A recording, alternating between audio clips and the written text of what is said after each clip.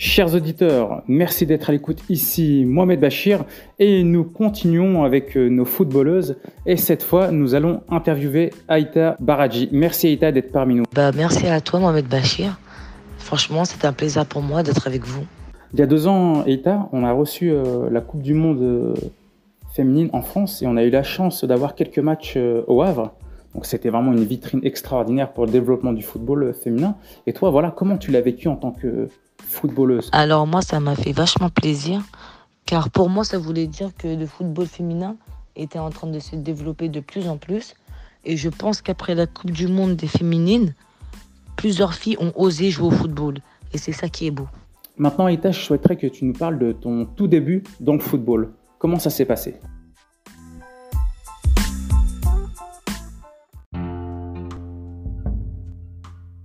Des 3-4 filles à jouer au foot. Et une grande dans mon quartier nous a dit si on voulait jouer au Tréfilerie. Et tout de suite, on a accepté. Et c'était pour le plaisir. On s'entraînait. Le samedi, on jouait les matchs, on gagnait tout le temps. Et c'est comme ça que ça s'est passé. Donc on est arrivé, en fait, on avait une équipe qui savait déjà jouer au foot. Ça veut dire les bases, on les avait déjà. Après, il fallait juste travailler notre technique, tu vois, tout ce qui va avec. Et comme je t'ai dit, moi, j'ai joué avec les garçons. Ça veut dire, les garçons, ils ne me connaissaient pas, ils ne savaient pas comment je jouais. Mais à force de m'entraîner avec eux, ils ont vu. Et c'est à partir de ce moment-là, en fait, ils ont commencé à me respecter, entre guillemets, c'est-à-dire à ne pas me prendre de haut et à me voir comme leur égal, même si je suis une fille. Donc tu t'imposes, tu joues avec les garçons, avec les filles, tu progresses. Et maintenant, je voudrais que tu me donnes vraiment 3 moments forts de ton épopée à l'US Tréfilerie. Comme ça, je te dirais le championnat en élite avec les garçons, où on a été champion. J'étais la seule fille de mon équipe et j'étais capitaine, tout ça. Vraiment, c'était des bons souvenirs. Ensuite, je dirais ma première finale de Coupe de Normandie en U15 avec les féminines. C'était face à Évreux. Je me rappelle, on n'avait pas de gardienne et j'étais allée au but tout le match et on a gagné 3-1. Ensuite, je dirais aussi ma finale de Coupe de Normandie en U18. C'était face au HAC et on a gagné 11-0.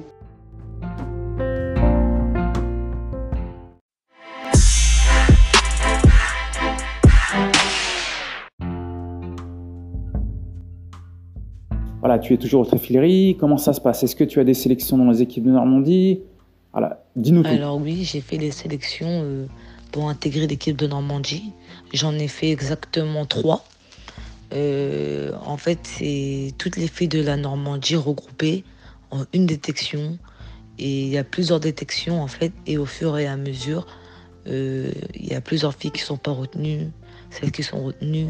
Et à la fin, je crois qu'on est à peu près 16 à être retenues. Et moi, la première année, j'ai été sélectionnée jusqu'à la fin. Mais j'ai pas pu aller car j'avais pas la nationalité française. La deuxième année, j'ai été retenue jusqu'à la fin. Je suis allée à Clairefontaine. Et franchement, c'était une très très bonne expérience.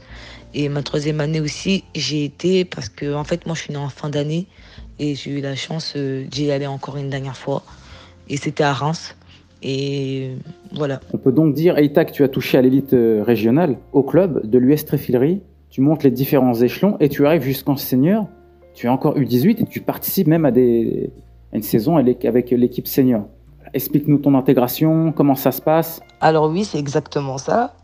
Et l'alchimie avec les seniors, en fait, elle était déjà là parce qu'elle venait beaucoup nous voir à nos matchs, elle nous encourageait, elle nous donnait des conseils. Donc l'alchimie, la cohésion, elle était déjà là. Donc mon premier match, je me rappelle, c'était face au HAC. Et je me rappelle, le coach Thierry, il avait dit que si on gagnait, il allait nous ramener au restaurant, je me rappelle. Et je me rappelle, ce match-là, j'ai marqué, c'était face au HAC, c'est un corner. Et en fait, je joue 6, du coup, je suis en récup, en dehors de la surface de réparation. Et le ballon, il arrive, je contrôle et je frappe et but. Et toutes les grenades étaient toutes contentes et tout, ça m'a fait grave plaisir. Et en plus, après, on a gagné. Il faut savoir que moi, je suis la dernière des filles à être partie des Tréfiles. Parce qu'en fait, j'aimais trop m'entraîner avec les garçons, jouer avec eux. Mais au bout d'un moment, en fait, je pouvais plus jouer les matchs avec eux parce que j'étais trop grande. Du coup, je suis allée au HAC. Et franchement, c'était la pire année de toute ma vie de football. Sachant qu'ils voulaient qu'on vienne dans leur club, en fait, depuis des années. Et nous, en fait, on est tout le temps restés au Tréfil parce qu'on se disait, on est ensemble, on gagne contre toutes les équipes, pourquoi on va aller au hack? Mais au bout d'un moment, on était obligé d'aller là-bas. Et franchement, cette année, elle était trop bizarre. Genre, je voulais plus jouer au foot. J'aimais pas. Vraiment, j'aimais pas.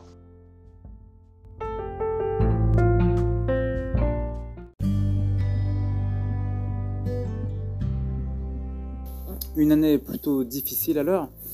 Et comment ça se passe quand tu décides de quitter le hack? Comment ça s'est fait? En fait, on avait déjà joué contre Quevilly en métropole.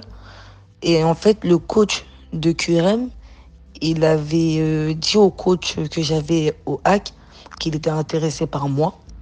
Et c'est de là que le coach de Rouen, il m'a contacté et il m'a dit qu'il était intéressé par moi.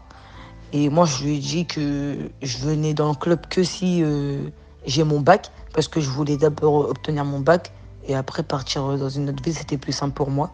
Du coup, j'ai obtenu mon bac et je suis allé à Quevilly-Rouen Métropole. Au début, c'était compliqué, pas niveau football, mais d'intégration, parce que je sortais de ma zone de confort. Mais comme je suis une personne très sociable, bah, moi, ça allait vite pour moi, l'intégration. Et après, bah, ça allait tout seul, quoi.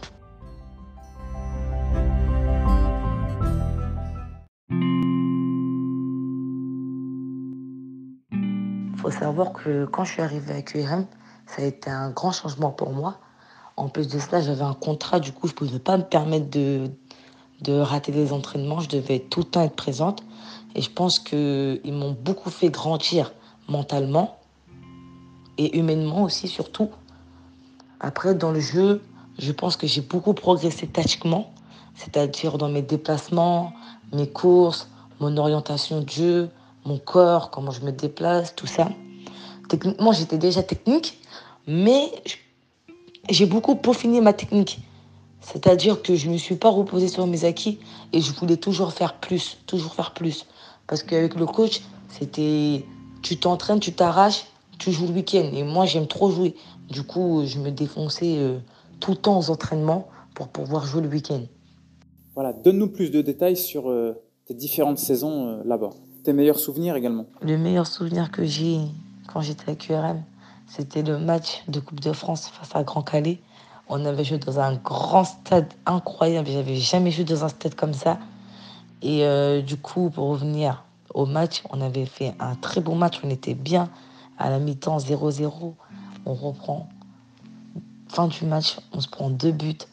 Et franchement, c'était un très très très bon match. On a perdu certes, mais on avait fait un très bon match. Et à la fin du match, dans le vestiaire, on pleurait toutes. Toute mon équipe, on était toutes tristes. Et c'était pas qu'on était déçus de notre match, c'était juste parce qu'en fait, on avait vraiment tout donné et on a quand même perdu. Mais franchement, c'était un très très bon souvenir.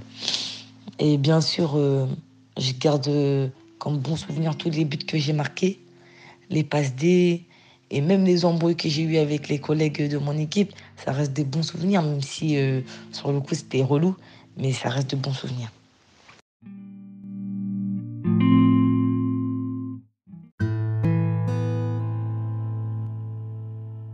Après tes différentes expériences à QRM, tu atterris au Racing Club de Lens, club emblématique dans le championnat de France. Moi, je voudrais que tu nous dises, hein, voilà, comment ça se passe là-bas, le monde pro, qu'est-ce qui change aujourd'hui pour toi, la charge des entraînements, on veut tout savoir. Précédemment, je t'avais dit qu'arriver à QRM, ça avait été un grand changement pour moi. Alors quand je suis arrivée à Lens, c'est un autre monde. On parle quand même d'un monde professionnel avec la charge d'entraînement. J'ai entraînement tous les jours et des fois même 2 fois par jour, le matin et le soir. J'ai musculation 2 fois par semaine, haut du corps, bas du corps. L'intensité, elle est très élevée, rien à voir avec le monde amateur. Il y a beaucoup de concurrence. Ça veut dire que pendant les entraînements, tu dois te donner à fond à tous les entraînements pour pouvoir avoir ta place dans le groupe du week-end. Et c'est ça qui est bien. Et ça te permet de progresser à tous les entraînements. Et franchement, moi, je sens que je progresse à tous les entraînements. Et c'est bien. Ah oui, être en club pro, c'est quand même assez exceptionnel. Et comment vois-tu la suite de ta carrière? Moi, mon but, c'est d'avoir mon nom de famille sur le maillot. Et à partir du moment que j'aurai mon nom de famille sur mon maillot, bah, en fait, j'aurai déjà obtenu tous mes objectifs. Et après, il va falloir que je continue à progresser pour un jour jouer encore au plus haut niveau.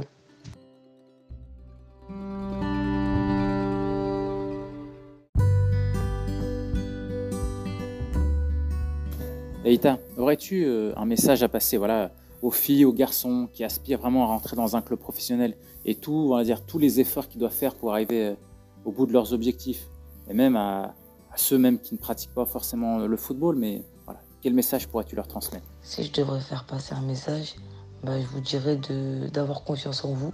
C'est très important parce qu'il y a beaucoup de personnes qui vont peut-être vous rabaisser, vous critiquer, vous dire que vous n'arriverez pas à atteindre vos objectifs. Et en fait, ce qu'ils vous disent, il faut que vous l'utilisez pour avoir une rage de vaincre, en fait. Et beaucoup s'entraîner tout le temps, se donner des objectifs à chaque entraînement. Et après, vous verrez le fruit de votre travail. Il faut croire en soi surtout.